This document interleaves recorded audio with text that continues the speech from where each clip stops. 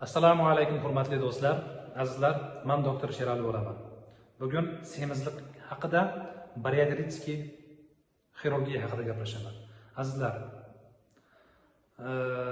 bariatrik xirurgiya deyilganda shu oshqozonni ma'lum bir qismi olib tashlanadi. Endi oshqozonni bir qismi olib tashlagandan keyin odam oldingidek ovqat yeyolmaydi. Lekin bitta narsa bor azizlar. Xirurgik muolajalar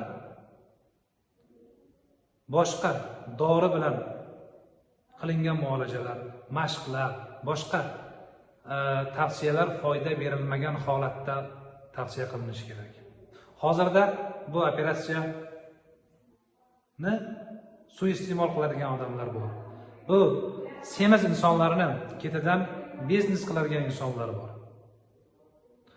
Bu insonlar ichida doktorlar bo'ladi, klinika egalari bo'lishi mumkin yoki ba'zi bir mashhur insonlar bo'lishi mumkin. Ular reklama qiladi.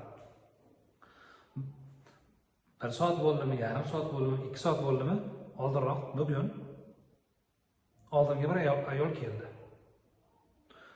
Shu bunaqa insonlar juda ko'p. Vesi ko'p, misol 90 kilo, 95 kilo. Bunday insonlarga veslarini tashlash uchun operatsiya qilish kerak emas. Operatsiya tavsiya qilinmaydi. Operatsiya katta pul. Biz operatsion yo'l turganda harakatni, jismoniy harakatni ko'paytirib, shuni evaziga ves tashlab ozish imkoniyati turganda operatsiya haqida mutlaqo gapirish kerak emas. Bu gapirib bemorning ishtahasini ochib, so'lagini ozdirib, pulini shilib oladigan odamlar oz emas. Bechora bemor boshqa yo'lim yo'q deydi-yu, ishonadi. Hozirda halol doktor bo'lish iqtisodiy tarafdan nihoyatda nevig'ini bo'lib qoldi. Faqat shu Alloh taolodan qo'rqadigan doktorlargina bir yaxshi tavsiyalarni berib, ichdan ad-dushi maslahatlar beryapti. 90 kiloli odam operatsiya qilaymi desa ya. Qozog'istonda bir yigitni ko'rdim. 140-150 kilo odamlarni mehnat qilib, mashq qildirtirib, ves tashlashiga sababchi bo'lyapti. Молодец, nima boshqa gap. Qarang. Men hozirgi bugungi bemorga aytdim. Qarang dedim. Siz shu oshqozonni operatsiya qilganingizdan keyin ham uzoq muddat davomida uni bulyonni suvini ichib yurasiz. Ya'ni xalqda bilan dehqonchasiga tushuntirganda sodda uzoq muddat davomida kuchli dieta qilasiz. Shu dietani operatsiya qilmasdan qiling. Bo'ladi-ku.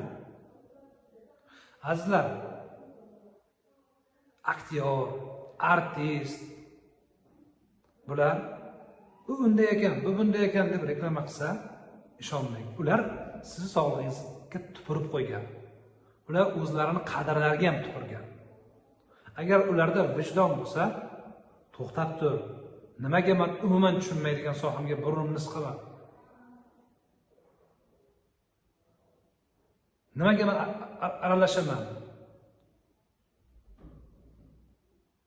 Nima haqqim bor deb savol berishadi. Men doktor bo'lib turib biron bir dorini reklama qilmayman. Biron bir apparatni reklama qilmayman. Ya'ni misol qilib aytganda, mana bu apparat zo'r, boshqasi nol demayman. Misol qilib aytganda, magnet yoki OVTni azizlar mana shu misol qilib aytganda oyoq, qo'l og'riqlarida foydali fizioterapevtik usullardan biri. Bu boshqa narsa. Lekin umuman meditsinani tushunmaysiz. Men yuragim kasal bo'lganda mana bu dorini ichib turaman deb chiqyapsiz. Siz insonlar sizni taniydi, shu ishonchni suiiste'mol qilyapsiz. U insonlardagi minglab, 10 minglab insonlardagi tashxisni bilmasdan turib, aniqlamasdan turib shu dorini tavsiya qilyapsiz.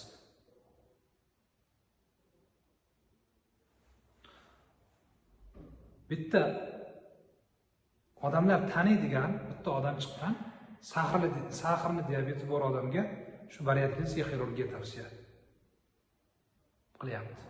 Operatsiya qilish kerak ekanmish. Hozirda afsuski xoh O'zbekistonda, xoh O'rta Osiyoda, xoh boshqa joyda bo'lsin, do'stim, mana bu qimmat dorilar bor. Lekin shu yashash tarzingni yaxshila, oila a'zolaring bilan muomalangni yaxshila, kallangga dam ber, sport bilan shug'ullan, kitob o'qib tur, 14 soat, 12 soat ishlamaysan, 8 soat ishla, yashash tarziga amal qil, sog'lig'ingga ozgina e'tibor ber deb yaxshi gaplar, yaxshi to'g'ri tavsiyalarni bera oladigan doktorlar kam va o'shalar duo qilinglar azizlar. Shunaqa doktorlarni duo qilinglar. Bunaqa bemorlar, bunaqa doktorlar o'sha oldingi mashinik doktorlarga o'xshab u dorini, bu apparatni, bu operatsiyani reklama qilib pul ishlashlari mumkin, ular hayo qilyapti.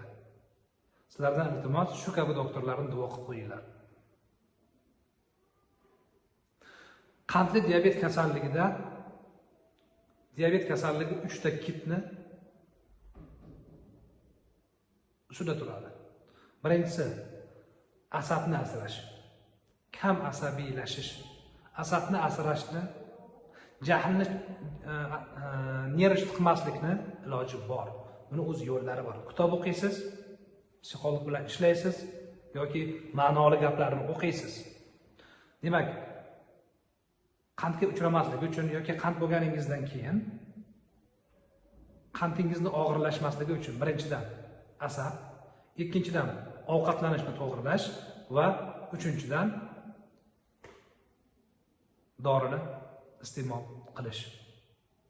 Operatsiyalarga ancha-munchaga ishonmang. Sog'i salomat bo'linglar.